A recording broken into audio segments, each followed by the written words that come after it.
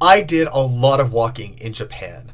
I mean, 20,000 steps a day at a minimum, up to around 45,000 steps, if I'm not mistaken, on one of my days. And that's using public transit.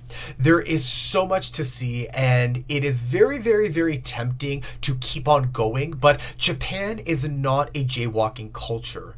And so even though the endorphins are kicking, and even though the next street is calling your name, just be mindful that in Japan, it is not a cultural norm to jaywalk as it may be in other places. At one point in my life, I lived in Montreal, and as many Montrealers and Quebecers know, jaywalking is the national sport. That is not the case in Japan. And speaking of walking, you will do a lot of walking, in part because there are no benches in Japan. It's not like Europe where public squares and benches are kind of everywhere, or even North America where benches and places to sit are not as readily available as in Europe. But there, I actually found it very difficult to find an actual place to sit other than maybe on, the steps in front of like a private building, which I tried my best to avoid. So just be mindful that, the culture there is, dare I say, an anti-loitering culture. And so I recommend that even though, again, the temptation to walk and see, because there is so much to do and so many streets and so many places to visit, I do recommend that you, as often as you can, take a moment to sit down at a cafe or at a restaurant to have a coffee or, a meal or a snack, just because it is not the norm to, walk around with a coffee or sit on a park bench, or, somewhere on the street to eat and to drink. So take advantage of that. Take advantage of that while you can. A couple of things about the hotels and the accommodation. So, the rooms are smaller than what we're used to in North America, although everything just kind of worked. I think it's because the bathrooms were decently sort of sized, which can really make a difference in your experiences. The mattresses are a bit hard. That's not a bad thing. I enjoy a firm mattress, but just be aware that, it's common in Japanese culture to actually sleep on a thin mat, or a thin mattress, on the floor. So, you're not going to get the fluffy, clouds that you may be used to in North America in particular. Mattresses there are quite firm, but again, that's not to say that they're not comfortable. Most hotels have what's called amenity bars. So they'll have toothbrushes, combs, a face cream, face toner, teas, coffees, etc., etc. So you may not have a lot of amenities in your room, but you can make your way down to the hotel lobby, where you usually find complimentary coffee as well, tea bags, and so on and so forth. And I also found that every hotel that I stayed in also had a mini fridge, which was really great for keeping sandwiches, even salads, the occasional beer and so on and so forth in the fridge, so that you didn't have to constantly run out to the convenience store or grocery store to buy things on a daily basis. Bidets are very, very common in Japan. They are great. I won't go into too many details about them. And they are integrated right into the toilet seat. So every hotel that I stayed at, and in fact, I would say 95% of public toilets also have a bidet. You push a button, the water squirts upward, and, cleans, those private areas, which saves you, toilet paper, and is also just generally more hygienic. It was a little weird in the beginning, but I will say it's something that I rather quite enjoyed, and I will probably end up buying a bidet for my own place now that I've experienced the use of it in Japan. The best part of traveling in Japan is the availability of food and of 24-hour, if not grocery stores, then at least convenience stores. So unlike, let's say, Europe, where I find, grocery stores will shut down at 6 or 7 o'clock. Some places might be open until 9 or 10. I don't I can't think of anywhere in Europe outside of the UK where you'll find anything that's 24 hours. In Japan, the three main convenience stores are 7-Eleven, Lawson, and Family Mart. They are pretty similar, but each location will be known for something different. Like there were, I think, these chicken meatballs that you could only get at Family Mart. 7-Eleven in Japan is a really big thing. I really, really enjoyed, Japanese 7-Eleven, and it's a great place to take money out of their, ATM machines. They have, their own sort of separate banking system. That's the place that you go if you need to access an ATM.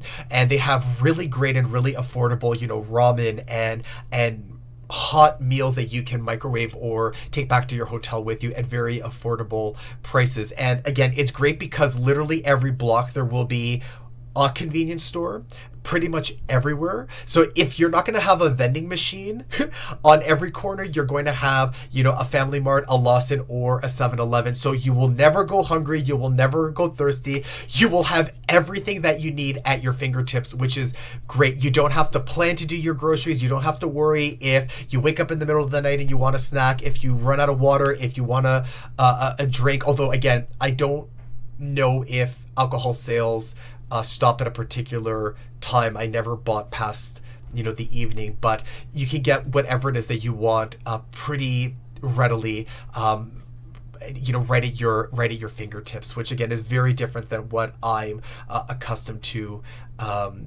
traveling, particularly in Europe. I would download Google Translate. Not only is it great to translate sentences on the go, but Google now has a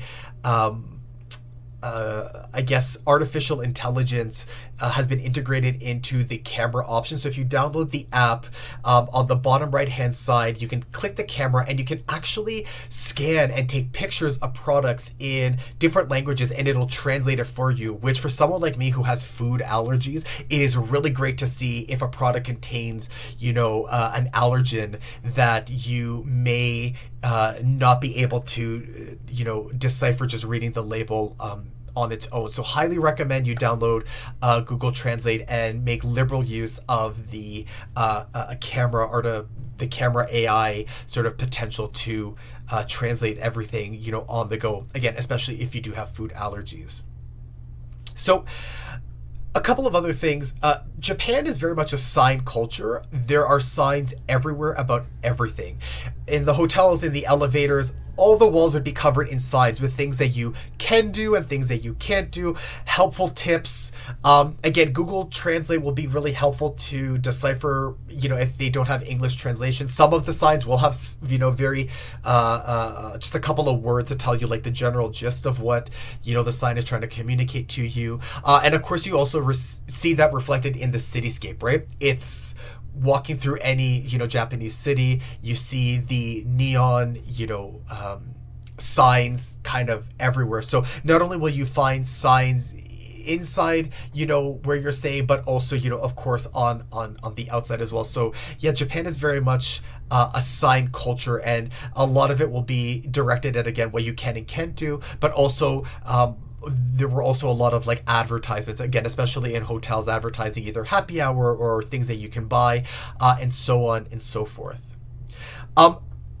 McDonald's in Japan is actually quite affordable, which isn't the case in most places. And I'm not all that ashamed to admit that I, did rely on McDonald's here and there for a meal. Again, because I do have food allergies, it was challenging at times to and a little nerve-wracking at times to sort of order food from restaurants, just because a lot of the cuisine in Japan does make significant use of the few allergies that I do have. So McDonald's was a really great, safe choice to get a meal, and was cheaper, if not on par, to Canadian and like North American prices.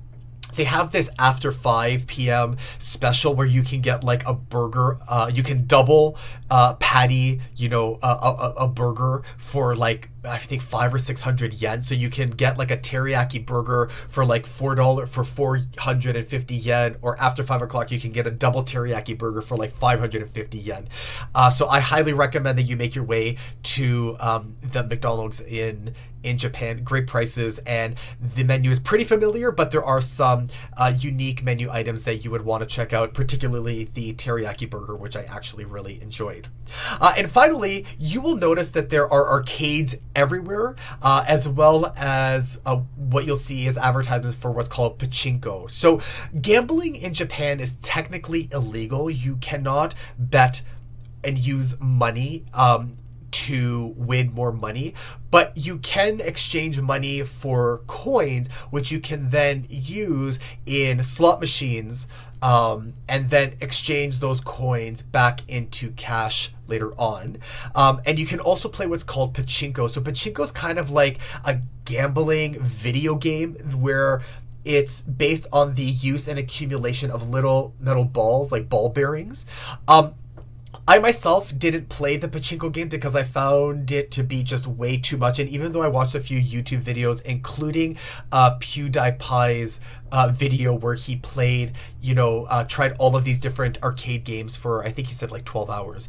I just found that it was quite a bit. But you can ask staff at the Pachinko parlors for some support. They speak English, and they're kind of happy to show you for how to play these machines. And I think you can start with something as low as like 10,000 yen, which is 1,000 yen, which is $10. Yes, $10.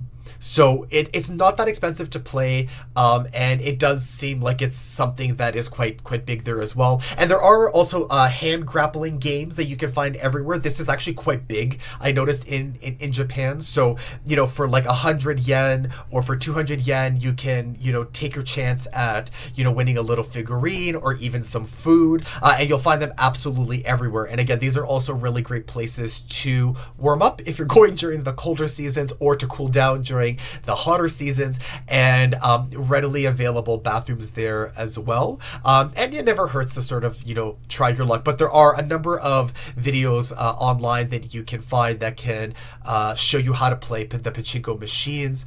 And again, if you are okay with having someone walk you through it and you have the money, you can try your hand at winning, I guess, some money or a prize there as well. My understanding is that the Pachinko machines in particular are a little more complicated because you have to hand in the ball bearings for a prize, and then you have to sometimes go to a different location to cash in the prize for money. Anyways, it seems like a whole lot of jumping through hoops to basically end up at gambling, but hey, something unique to try if that's something that you're interested in doing. So that's it for the general sort of like overview. I know that's a lot that's there. And now what I would like to do is kind of walk you through a couple of observations and some suggestions about the 5 places that I visited, and go a little bit into depth about my experiences there.